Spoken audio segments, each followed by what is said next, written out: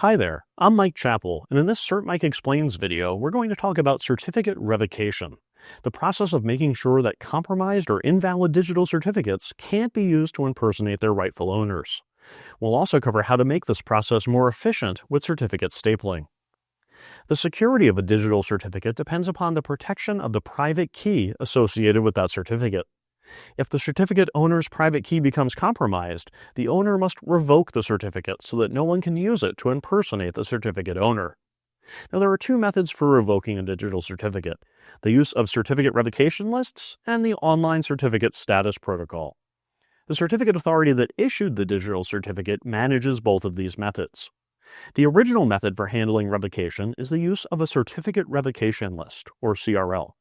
A CRL is just a list published by the certificate authority that contains the serial numbers of all the certificates that authority has revoked. As you can see here, each digital certificate includes a CRL distribution point field that tells clients where they can download this list. Here's an example of a real CRL.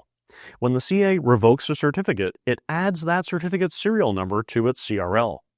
Before trusting a certificate, the client must fetch the CRL from the issuing certificate authority and then check whether the certificate's serial number appears on that list. If the number is listed, the certificate is no longer valid and the client should reject it. While this process ensures that revoked certificates can't be trusted, it does come with drawbacks. CRLs grow over time as more certificates are revoked, meaning that clients often have to download large files just to check the status of a single certificate. There can also be a delay between the moment a certificate is revoked and the time that clients actually see that revocation reflected in the CRL. The second approach is the Online Certificate Status Protocol, or OCSP. In this approach, before relying on a certificate, the client sends a status request for that certificate's serial number to the CA or an authorized responder.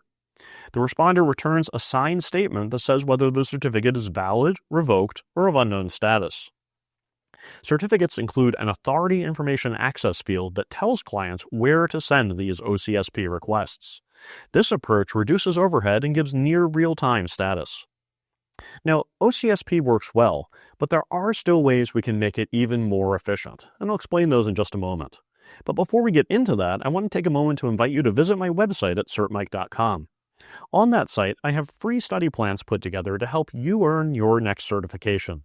The plans tie together the content that you'll find in study guides, video courses, and practice tests to help you prepare for your next certification exam and pass that test on the first try. Also, if you're enjoying this CertMike Explains video, please take a moment to click on the like button below to help other people discover it. If you subscribe to my channel, you'll be among the first to see my new videos as they come out. Now, the primary issue with OCSP is that it places a significant burden on the OCSP servers operated by certificate authorities. These servers must process requests from every single visitor to a website or other user of a digital certificate, verifying that the certificate is valid and hasn't been revoked. Certificate stapling is an extension to the Online Certificate Status Protocol that relieves some of the burden placed upon certificate authorities by the original protocol. Let's look at how certificate stapling works for a web server. When a user visits a website and initiates a secure connection, the website sends its certificate to the end user, who would normally then be responsible for contacting an OCSP server to verify the certificate's validity. With certificate stapling, the web server contacts the OCSP server itself and receives a signed and time-stamped response from the OCSP server, which it then attaches or staples to the digital certificate. Then, when a user requests a secure web connection, the web server sends the certificate with the stapled OCSP response to the user. The user's browser then verifies that the certificate is authentic and also validates that the stapled OCSP response is genuine and recent. Because the CA signed the OCSP response, the user knows that it's from the certificate authority, and the timestamp provides the user with assurance that the CA recently validated the certificate.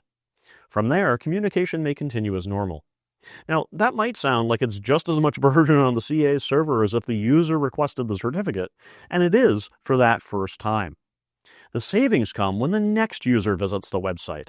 The web server can simply reuse the stapled certificate without recontacting the OCSP server.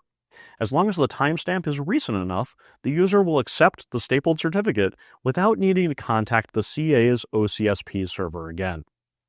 It's common to have stapled certificates with a validity period of 24 hours. That reduces the burden on the OCSP server from handling one request per user over the course of a day, which could be millions of requests, to handling one request per certificate per day.